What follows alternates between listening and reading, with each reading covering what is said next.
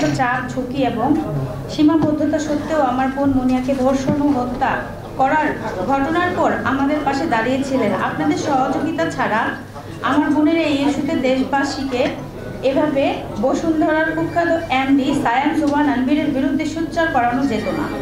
আমি জানি আপনাদের প্রায় প্রতিটি মিডিয়া হাউসগুলো বসুন্ধরা গ্রুপ থেকে মাসে বিজ্ঞাপন পান, তাই অনেকেই সেই বিজ্ঞাপন হারানোর ঝুঁকি নিয়ে আমার বোনের পক্ষে ধারাবাহিক সংবাদ প্রকাশ করতে হয়তোবা পারেননি। তথাপি সেই সীমাবদ্ধতা নিয়েও ডেইলি স্টার, মানকণ্ঠ, প্রতিদিনের বাংলাদেশ আরও অন্যান্য ইত্যাদি পত্রিকায় RTV, green TV, Gazi TV ইত্যাদি গণমাধ্যম সোচ্চার কণ্ঠে আমার বোনের বিষয়টি দেশবাসীকে জানিয়েছেন। ধন্যবাদ। অন্যরাও যতটুকু সম্ভব নিউজ করেছেন, বিশেষ করে প্রবাস থেকে নাগরিক টিভি যে ভূমিকা রেখেছে তার জন্য আমি তাদের কাছে বিশেষভাবে কৃতজ্ঞ। আমি কৃতজ্ঞতা জানাই হাসিনা আক্তারকে টেবিল টক অনুষ্ঠানের জন্য, যেখানে আমাকে বেশ কয়েকবার টক শোতে কথা বলার সুযোগ দেওয়া হয়েছিল। আপনারা হয়তো জানেন, মুনিয়াকে মেরে ফেলার সংবাদ পাওয়ার পর আমি যখন গুলশান থানায় মামলা করতে গিয়েছিলাম, তখন থেকেই ভূমিদস্যু বসুন্ধরা পুরুষ রাষ্ট্রযন্ত্রকেই কিনে ফেলতে চেয়েছিল এই হত্যা ও ধর্ষণ মামলার ঘটনাটি ধামাচাপা দেওয়ার উদ্দেশ্যে। তৎকালীন আইজিপি বেনজির এবং গুলশান থানার DC Sudip Kumar, ADC Nazmul, OC Abul Hossain, SI Ali Ashraf, SI Ali Golam Muktar Ashraf হবে এখানে একটু মানে পিবিআইয়ের যে কর্মকর্তা ছিলেন এটা একটু এডিট হবে, তো গোলাম মুক্তার আশরাফ পিবিআই এবং সহ আনবিরকে বাঁচিয়ে দেওয়ার জন্য নির্লজ্জ ভূমিকা রেখেছিল। পরবর্তীতে গুলশান থানা আনবিরকে অব্যাহতি দিয়ে তাদের তদন্ত প্রতিবেদন জমা দেয়। আপনারা হয়তো জানেন, আমি আওয়ামী পরিবারের একজন সন্তান। আমার প্রয়াত বাবা একজন মুক্তিযোদ্ধা ছিলেন। তিনি কুমিল্লাতে আওয়ামী লীগের রাজনীতির সাথে প্রত্যক্ষভাবে জড়িত ছিলেন।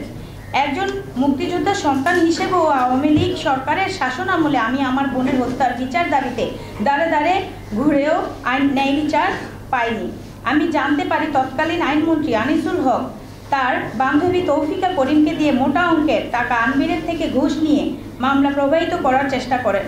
আমি এসব ব্যাপারে কথিত স্বৈরাচার আওয়ামী লীগের সভাপতি এবং সাবেক প্রধানমন্ত্রী শেখ হাসিনার সাথে সাক্ষাৎ করার জন্য একাধিকবার আবেদন করি। প্রায় ২৬ পৃষ্ঠার চিঠি একাধিকবার তার দৃষ্টি আকর্ষণ করার চেষ্টা করি, কিন্তু তিনি আমার সাথে সাক্ষাৎ দেননি।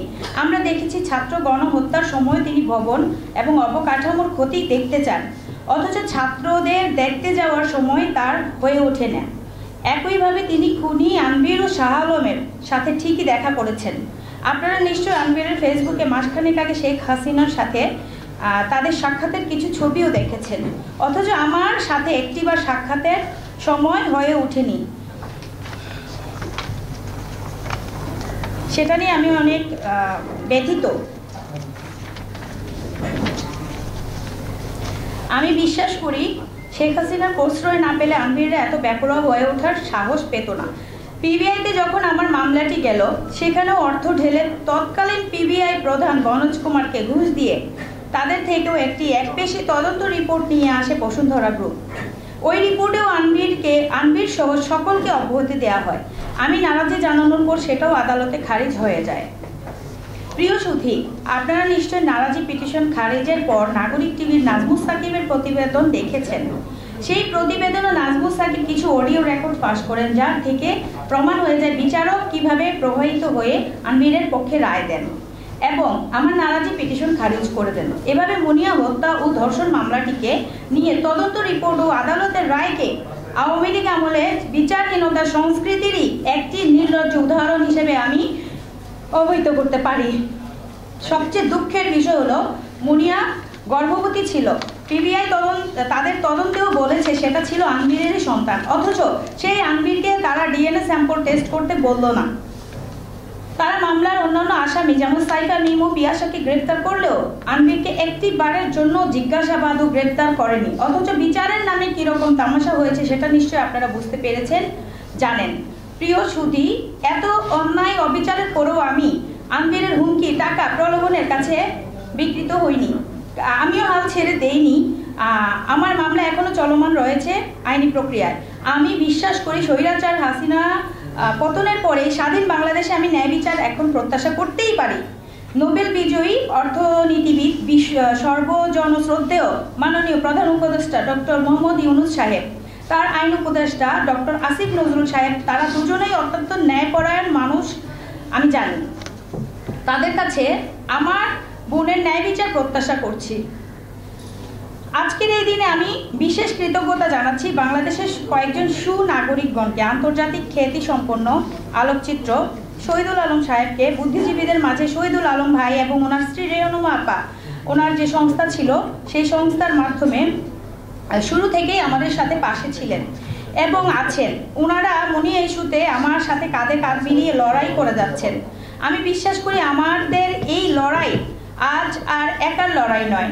মুনিয়া ন্যায় বিচার নিশ্চিতের মাধ্যমে দেশের বিচারহীনতার সংস্কৃতি বন্ধ হবে। এটাই হোক আমাদের সকলের প্রত্যাশা। আমি আপনাদেরকেও সাথে আশা করছি। আমি এই সরকারের সংশ্লিষ্টদের অবিলম্বে আনভির ও তার পিতা ভূমিদস্যু বসুন্ধরার চেয়ারম্যান শাহ আলম ও সহ অন্যান্য সহযোগীদের গ্রেপ্তার করে মুনিয়ার ধর্ষণ ও হত্যা মামলার আসামি হিসেবে তাদের জিজ্ঞাসাবাদ ও হত্যার বিচার নিশ্চিতকরণের জন্য আবেদন করছি। এতক্ষণ আমার বক্তব্যটি শোনার জন্য আপনাদেরকে ধন্যবাদ জানাচ্ছি। আমাদের কোনো প্রশ্ন থাকলে আপনারা আমাদের আইনজীবী advocate Mohammad Shah Abdul Kaiyum, advocate barrister M Sarowar Hossain সহ আরও অ্যাডভোকেটগণকে প্রশ্ন করতে পারেন। ধন্যবাদ সবাইকে।